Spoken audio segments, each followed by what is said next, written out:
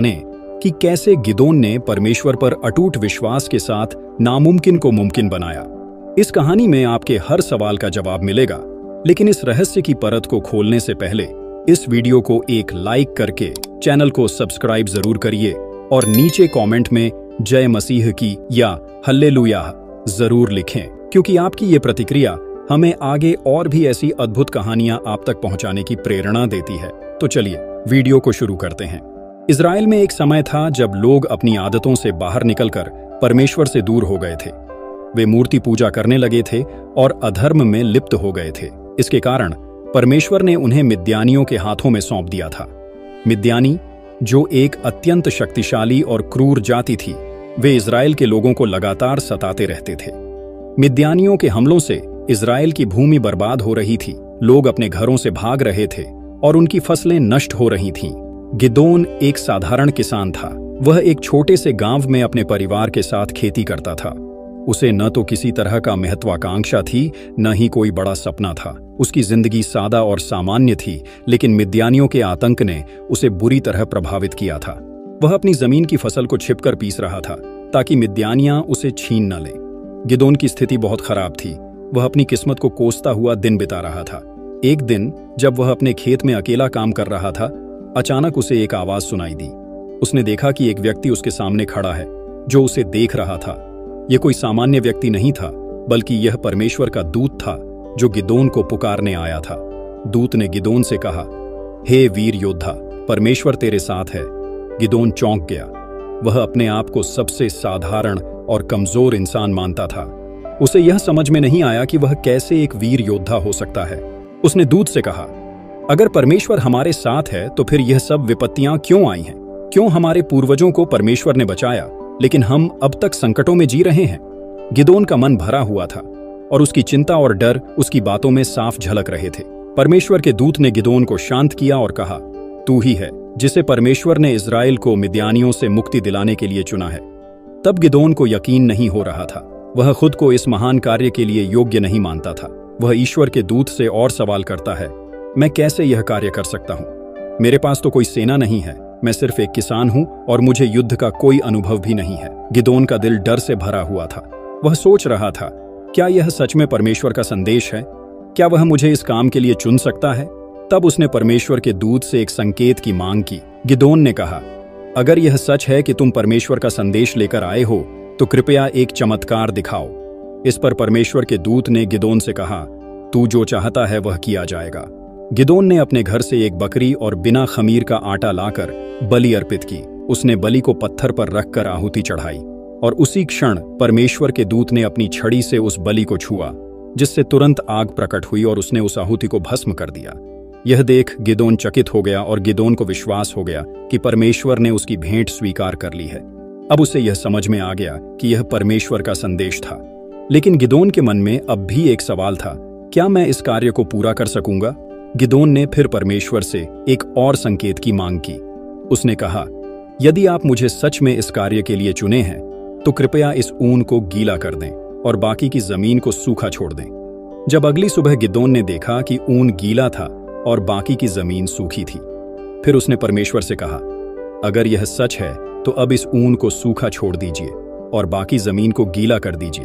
और जैसे ही गिदोन ने यह कहा, वैसा ही हुआ। ऊन सूखा था और बाकी जमीन गीली थी।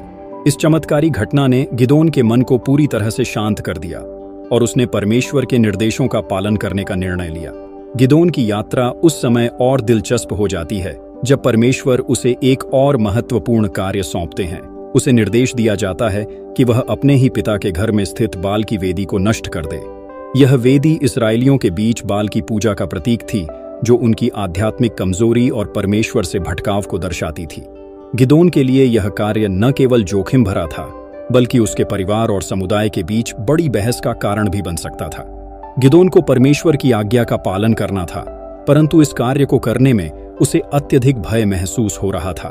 वह जानता था कि बाल की पूजा करने वाले लोग उसके खिलाफ खड़े हो सकते हैं और उसे दंडित कर सकते हैं। इसलिए उसने रात के समय अपने कुछ विश्वासपात्र मित्रों के साथ इस कार्य को करने का निर्णय लिया। रात के अंधेरे में गिदोन और उसके साथी बाल की वेदी की ओर बढ़े। हर कदम पर उसके दिल की धड़कन तेज हो रही थी। लेकिन उसके भीतर का विश्वास उसे आगे बढ़ा रहा था। गिदोन ने साहसपूर्वक वेदी को तोड़ा और परमेश्वर के लिए एक नई वेदी का निर्माण किया। उसने वहां एक बलिदान अर्पित किया, जिससे यह संदेश स्पष्ट हो सके कि इस्राएल का परमेश्वर ही सच्चा देवता है, न कि बाल। सुबह के समय जब गांव के लोगों ने देखा कि बाल की वेदी नष्ट हो चुकी है, तो वे बहुत क्रोधित हो गए। सभी लोग गिदोन के पिता योआश के पास पहुंचे और गिदोन को दंडित करने की मांग की। लेकिन योआश ने इस स्थिति को बहुत समझदारी से संभाला। उसने कहा, यदि बाल सच्चा देवता है तो उसे खुद अपनी वेदी का बदला लेना चाहिए। क्या तुम्हें बाल की रक्षा करनी है? योआश के इस उत्तर से लोगों में गिदोन के प्रति सम्मान और आस्था का भाव उत्पन्न हुआ। धीरे धीरे लोगों ने महसूस किया कि गिदोन का यह कार्य वास्तव में उनकी आध्यात्मिक दिशा को सुधारने के लिए था। यह घटना गिदोन के जीवन का वह महत्वपूर्ण मोड़ बन गई, जिसने न केवल उसके साहस को सिद्ध किया, बल्कि इस्राएलियों को एक बार फिर परमेश्वर के प्रति आस्थावान बना दिया। बाल की वेदी को गिराने के बाद गिदोन का आत्मविश्वास बढ़ चुका था और अब वह परमेश्वर के निर्देशों का पालन करने के लिए पूरी तरह तैयार था। मिद्यानी सेना का सामना करने का समय आ गया था और गिदोन जानता था कि यह कोई साधारण युद्ध नहीं होगा। गिदोन ने अपने चारों ओर के गोत्रों में संदेश भेजा और मनेशे, आशीर, जबूलून और नप्ताली के कई योद्धा उसकी सहायता के लिए आए। उसने इस्राएल के विभिन्न क्षेत्रों से 32,000 योद्धाओं को इकट्ठा किया। उसकी सेना काफी बड़ी थी, लेकिन मिद्यानियों की सेना कई लाखों की संख्या में थी। गिदोन के मन में संदेह और डर था, लेकिन उसे यकीन था कि परमेश्वर उसके साथ है। परमेश्वर ने गिदोन से कहा, तेरी सेना अभी भी बहुत बड़ी है। यदि तू इस सेना से जीतता है तो लोग इसे अपनी शक्ति मानेंगे, न कि मेरी कृपा। गिदोन को अब अपनी सेना को और छोटा करना था। परमेश्वर ने गिदोन से कहा कि वह उन लोगों को छोड़ दे जो डर के मारे युद्ध से भाग जाएंगे।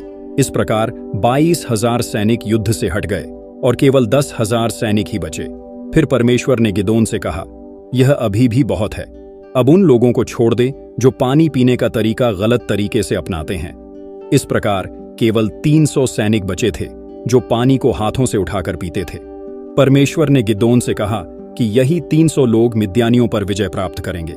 युद्ध से पहले परमेश्वर ने गिदोन से कहा कि वह मिद्यानी शिविर में जाए और उनके विचारों को सुने। गिदोन और उसका एक साथी रात में शिविर के पास गए और उन्होंने 2 मिद्यानी सैनिकों की बातचीत सुनी।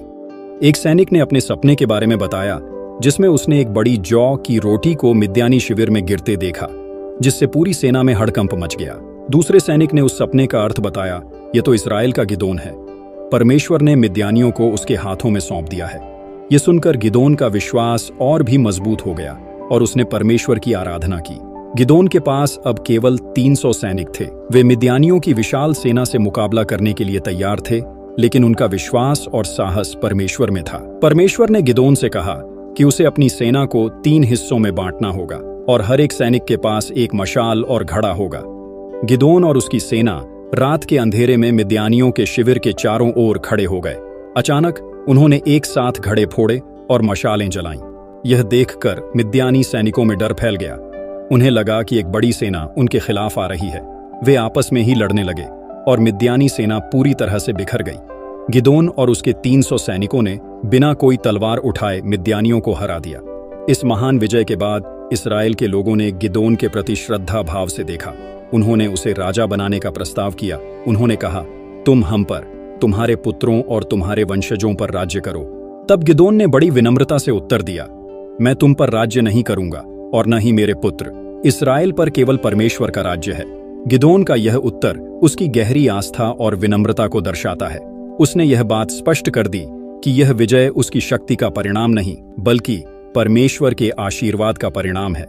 उसने लोगों को सिखाया कि उनका असली राजा केवल परमेश्वर है। गिदोन की कहानी यह सिखाती है कि ईश्वर का काम हमारे विचारों से परे होता है। हमारे संदेह और डर के बावजूद वह हमें अपनी ताकत से अधिक शक्तिशाली बना सकता है। जब हम अपने आप को असहाय समझते हैं, तब ईश्वर हमें अद्भुत कार्यों के लिए चुनता है। यह कहानी हमें यह भी बताती है कि कभी भी आत्मसंकोच और संदेह को अपने रास्ते का रोड़ा न बनने दें। परमेश्वर की योजना में हमारा विश्वास ही हमारी असंभव परिस्थितियों को बदल सकता है। गिदोन की तरह हम सभी के जीवन में ऐसे क्षण आते हैं जब हमें लगता है कि हम अपने कार्यों के लिए योग्य नहीं हैं। लेकिन गिदोन की तरह अगर हम परमेश्वर पर विश्वास रखें तो वह हमें असंभव कार्यों को पूरा करने के लिए सक्षम बना देता है। जब हम अपने डर और संदेह को पार कर लेते हैं तो वह हमें विजय की ओर ले जाता है। तो मित्रों, ये थी गिदोन की कहानी। एक ऐसा नौजवान जिसने अपने डर, संदेह और संघर्षों के बावजूद परमेश्वर पर अटूट विश्वास बनाए रखा। अगर आपको ये कहानी प्रेरणादायक लगी हो तो वीडियो को लाइक करें और अपने दोस्तों और परिवार के साथ शेयर जरूर करें। साथ ही कमेंट में आमीन लिखकर अपना समर्थन दिखाएं और हमें बताएं कि अगली कहानी कौन सी सुनना चाहेंगे। हमारे चैनल को सब्सक्राइब करना न भूलें ताकि ऐसी और भी अद्भुत कहानियां आप तक पहुंचती रहें। आपके साथ इस यात्रा में रहना हमारे लिए सौभाग्य की बात है।